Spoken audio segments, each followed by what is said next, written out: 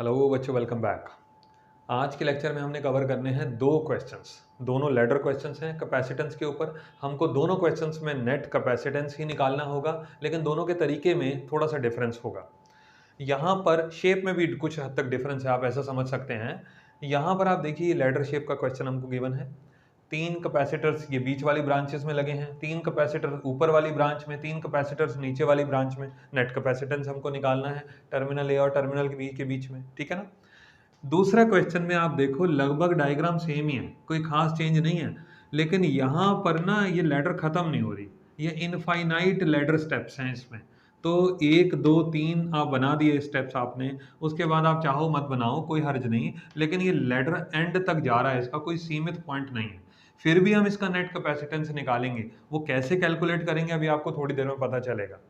तो जल्दी से हम क्वेश्चन नंबर 1 के ऊपर बढ़ते हैं, ठीक है ना। फर्स्ट क्वेश्चन देखिए, कभी भी इस तरीके का क्वेश्चन आपको आए ना, तो एक बहुत अच्छी ट्रिक आपको बताता हूँ मैं।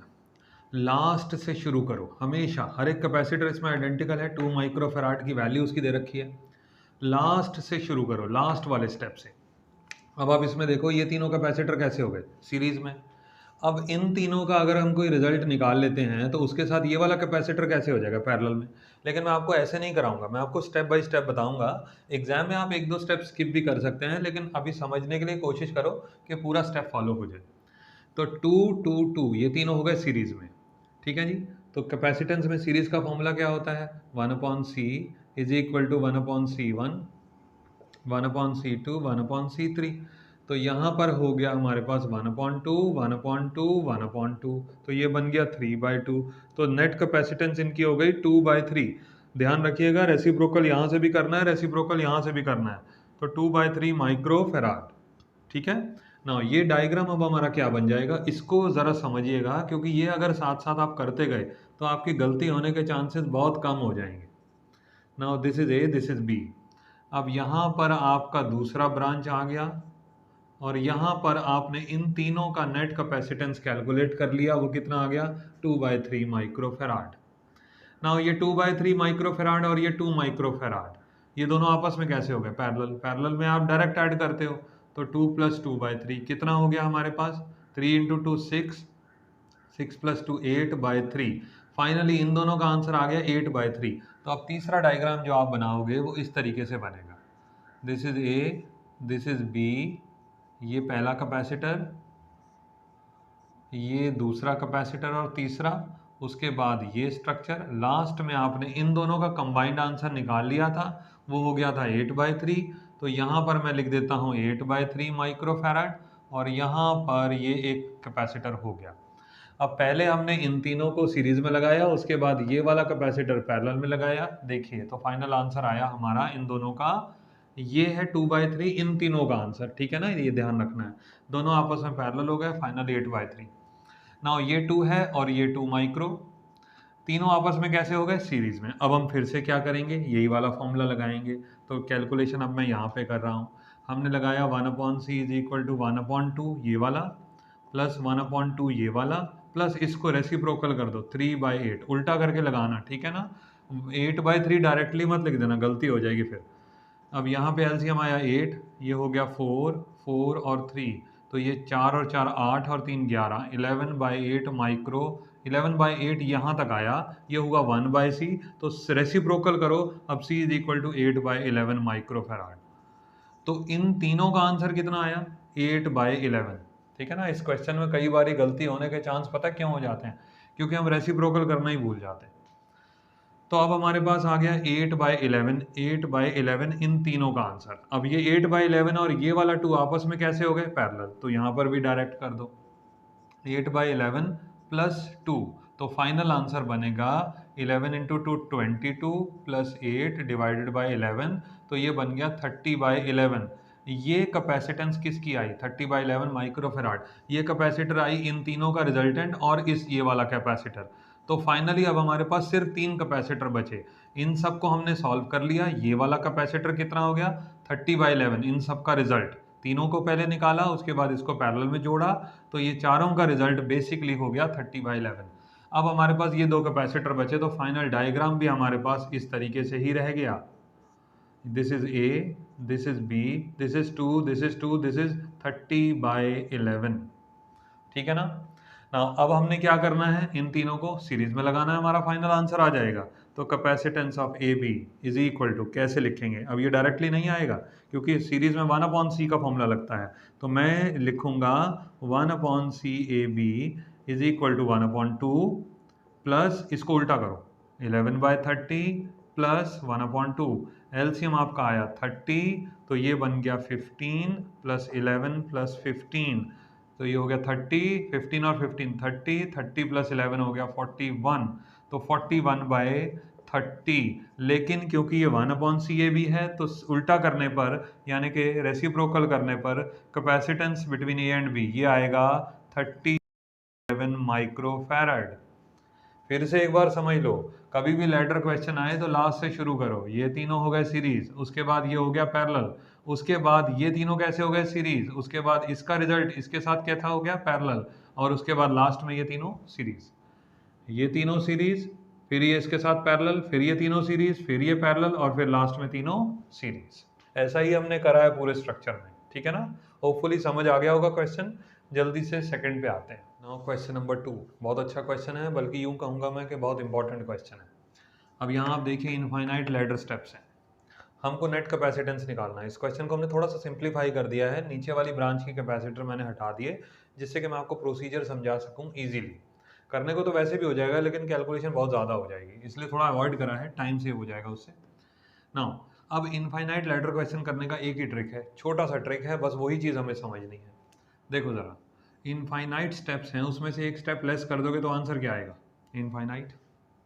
समझ आइए बात, इनफाइनाइट स्टेप्स हैं टोटल, इनफाइनाइट स्टेप्स, उसमें से एक स्टेप अगर हम कम भी कर देंगे तो भी क्या रह जाएगा, इनफाइनाइट स्टेप्स ही तो रह जाएंगे। तो हमने इन्फिनिटी -1 यानी कि infinite -1 is equal to infinite overall value. अब इसका एक तरीका है, सुनिएगा ज़रा, कौन से स्टेप्स मैंने लेस किए। ए टर्मिनल को अगर हम यहाँ मान लें और बी टर्मिनल को हम यहाँ मान लें तो भी तो ये इनफाइनाइट स्टेप ही रहेंगे। ठीक है ना। तो ये ओवरऑल जितना ये डॉट से पहले, ये दोनों डॉट से पहले का जो स्ट्रक्चर है इसको छोड़ दो, तो बाकी वाला जो स्ट्रक्चर राइट साइड में है उसकी कैपेसिटेंस भी तो, उसमें भी तो इनफाइनाइट स्टेप्स ही रहे। अब उसकी कैपेसिटेंस कितनी हुई, सुनिए ज़रा। अगर हम लेट कर लेते हैं कि ए और बी के बीच की जो कैपेसिटेंस है वो है सी, ए और बी। अब ए और बी में से पहला स्टेप लेस कर दिया तो ए टर्मिनल और बी टर्मिनल हम यहाँ पे कंसिडर कर रहे हैं, तो जो रिमेनिंग पोर्शन बचा उसकी कैपेसिटेंस भी तो सी हुई, क्योंकि वो भी इनफाइनाइट स्टेप में ही जा रहा है। देखो लॉजिक, ये बात समझ लेना प्लीज, ये एक इतना पोर्शन इसमें से हाइड कर दो तो बताइए ओवरऑल स्टेप्स में कोई चेंज आएगा, नहीं आएगा, क्योंकि हैं इनफाइनाइट स्टेप्स, तो एक लेस कर दोगे तब भी इनफाइनाइट रहेगा। तो इसका सिर्फ एकमात्र यही तरीका है कि पहले वाले ब्रांच को हटा दिया जाए, दोनों टर्मिनल्स को थोड़ा आगे एक्सटेंड कर दिया जाए, एक स्टेप आगे, और इतने पोर्शन को छोड़ करके, ध्यान दीजिएगा, इतने पोर्शन को छोड़ करके बाकी सबकी कैपेसिटेंस भी सी कंसिडर कर ली जाए। तो ये डायग्राम कैसे बन जाएगा उसको ज़रा ऑब्जर्व करिएगा। ये ए, ये बी, ये पहला कैपेसिटर 1 माइक्रोफैराड, दूसरा कैपेसिटर यहाँ पे 2 माइक्रोफैराड, और बाकी पोर्शन की वैल्यू कितनी हमने कंसिडर कर ली, सी माइक्रोफैराड।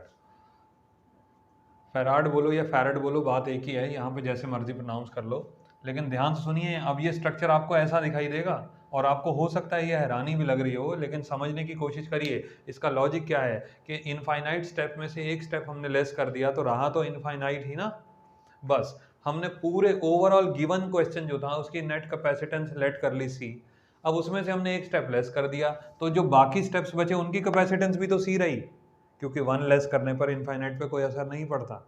ये वैल्यू इनफाइनाइट स्टेप्स शो कर रहे हैं, लेकिन ये वैल्यू एक फाइनाइट वैल्यू है, मींस कि पूरे इनफाइनाइट स्ट्रक्चर की एक फिक्स वैल्यू आई थी जिसको हमने माना था सी। अब हमको सी की वैल्यू बतानी है, तो हमने उसका लॉजिक फिर से मैं बोल दे रहा हूं कि क्या लगाया, एक स्टेप लेस कर दो, बाकी ओवरऑल सारे स्टेप्स को उसी के इक्विवेलेंट कंसिडर करो, उसकी जगह सी लिख दो। तो यहाँ पे पहला स्टेप छोड़ करके बाकी सारे स्टेप्स की कैपेसिटेंस को हमने सी लिख दिया। अब सॉल्विंग करते हैं इन दोनों को, कैसे हो गए दोनों सीरीज, पिछले क्वेश्चन की तरह दोनों सीरीज में हो गए। तो 1/c इज इक्वल टू बनेगा सी नेट, सी नेट का मतलब यहाँ पर ये दोनों का कैपेसिटेंस, ठीक है। नाउ 1/2 प्लस 1/c, ये बन गया आपका एलसीएम लेने पर 2c, और यहाँ आ गया c + 2, ये हो गया सी नेट। अब इसको रेसिप्रोकल करो, तो c net is equal to 2c plus c 2c over c plus 2। अब ये आंसर जो आया वो इन दोनों का आया। अब इन दोनों के आंसर के बाद एक स्टेप मैं यहां पे बढ़ा देता हूं, तो ये बन जाएगा हमारा इस तरीके से, this is a, this is b, this is 1 and this is c net. C net कितना आया है 2c अपॉन सी प्लस 2। ये देखिए ना, ये वैल्यू दोनों आपस में कैसे हो गए पैरेलल। अब दोनों को पैरेलल में जोड़ने के बाद फाइनल आंसर आएगा कितना c, क्योंकि नेट कैपेसिटेंस ए और बी के बीच में हमने कितना लेट किया c। अब ये देखिए ये दोनों हो गए हमारे, ये 2c ओवर c प्लस 2, एक कैपेसिटर दूसरा कैपेसिटर 1, दोनों हो गए पैरेलल में। फाइनल आंसर है c, तो c is equal to 1 plus 2c upon c plus 2। अब c प्लस 2 ये वाला वेरिएबल जो सारा, इसको इस तरफ ले आओ, तो ये बन गया हमारा c minus 2c over c plus 2 is equal to 1। अब एलसीएम ले लो आप, सिंपल, अब तो कैलकुलेशन आपके हाथ में, जैसे मर्जी कर दो। एलसीएम आ गया c प्लस 2, c प्लस 2 से c को मल्टीप्लाई करो, c into c plus 2 minus 2c equal to 1। अब मैं इसको यहाँ सिंप्लीफाई कर रहा हूँ, ठीक है। एलसीएम लीजिए, सॉरी ओपन करिए ब्रैकेट को, तो c square plus 2c minus का 2c over c plus 2 equal to 1। Cross multiply कर देते हैं और ये चीज़ कैंसिल हो गई दोनों, तो c square is equal to c plus 2, तो ये सारा वैल्यू इस तरफ आ जाएगा, c square minus c minus 2 equal to 0। Quadratic equation आप लगा सकते हैं। मैं डायरेक्ट रूट्स कैलकुलेट कर देता हूँ, अल्फा बीटा जैसे आप पढ़ते थे, प्लस माइनस बी, या माइनस बी ले लेते हैं चलो पहले, plus minus b plus minus under root d upon 2a। ये इस तरीके से आपको याद होगा, नहीं याद है तो क्वाड्रेटिक इक्वेशन को एक बार रिवाइज कर लो, लेकिन ये आना चाहिए। Minus b plus under root d upon 2a, beta होता है minus b minus under root d upon 2a, ठीक है। Now alpha is equal to minus b, b की जगह आता है इसका कोफिशिएंट, ये हो गया -1, प्लस अंडर रूट डी होता है बी स्क्वायर माइनस 4ac और अपॉन 2a, इसको a की जगह पे आप लगाएंगे 1, यहाँ पर भी मैं आपको 1 कर देता हूँ, और finally B square minus 4ac। इसको सॉल्व करने के आपका आंसर आ जाएगा 2, और अगर आप बीटा कैलकुलेट करेंगे तो सॉल्व करने के बाद आ जाएगा -1। ये भी माइक्रोफैरड, ये भी माइक्रोफैरड। अब नेगेटिव में कैपेसिटेंस होता नहीं है तो इसको कंसिडर हम करेंगे नहीं। फाइनल आंसर हमारा क्या हो गया 2 माइक्रोफैरड।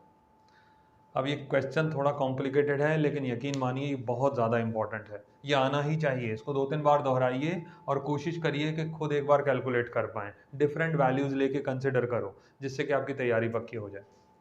होपफुली ये दोनों क्वेश्चन का पैटर्न समझ आ गया होगा। नेक्स्ट क्लास में मिलते हैं। Thank you.